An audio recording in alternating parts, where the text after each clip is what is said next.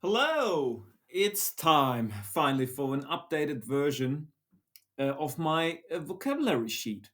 I did several changes to the previous version that I now want to showcase in the video. So, where to start? Well, probably on the vocabulary tab, which is the main tab where things happen. Um, in column A, you type in whatever word or sentence you want to translate. My source language, which equals my mother tongue, is German, and in my use case, I want to translate generally to Polish to practice my second mother tongue, Polish. So let's take one example.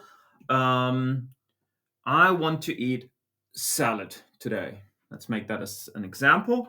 Ich möchte heute Salat essen. So I type that into column A, as I said, into one of these cells that are highlighted red, because those are the cells where you can put something in. Wow, so the magic already happened. In column B and C, you will find the translations, one with DeepL and one with Google Translate. I usually use the two because I like to compare the results. Mostly DeepL is much better, but sometimes Google Translate also gives some interesting insights. So dziś zjesz sałatkę. Okay. Very close, very close. I would prefer the DeepL one. As I said, generally, my mother tongue is Polish, but in some cases, I want to translate specific examples, statements into different languages. Well, for that, I could select a different language. Let's say this time I want to translate to what should I use? Dutch. All right, I could change it to Dutch if I want. Okay, see, and now it's translated to Dutch.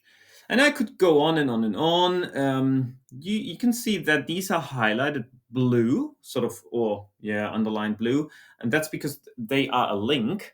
And if you click that, you're being redirected to Google Translate. Because sometimes I get a translation, but I have no idea how to pronounce that. For that, I click on such an example. I'm being redirected to Google Translate, and there I have an option to actually play the translation, which gives me interesting insights into the pronunciation. So that's the main essence of this tab. You have a special admin menu where you can enable or disable daily emails. I like them. They get into my inbox with the latest vocabulary every day. If I'm running out of red cells, I can put an X here.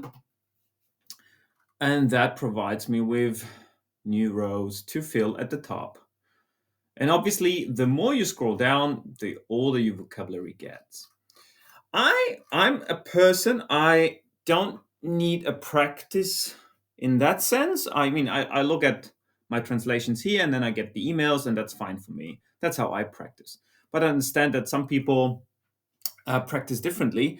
For those people, there is a practice tab. You can simply, sort of, it's a kind of hide and seek model.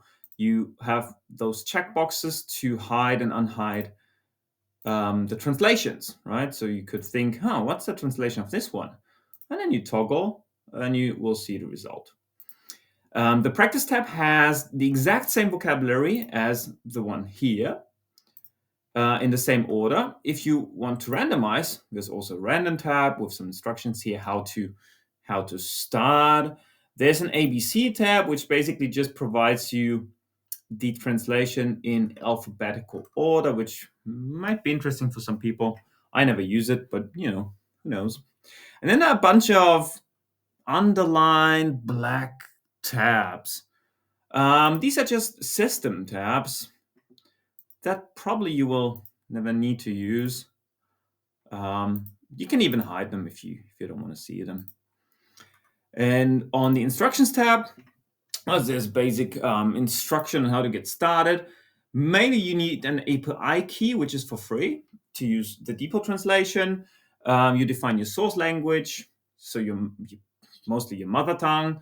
your target language that by default you want to practice. And here, well, we have some versions. See, good case. Let me update that to today because, it's a major change. So let's update the date as well. That's the version of today. If you have any questions, you can email me. And yeah, I'm happy to provide you with a copy. That's it. I hope you enjoyed. Bye bye.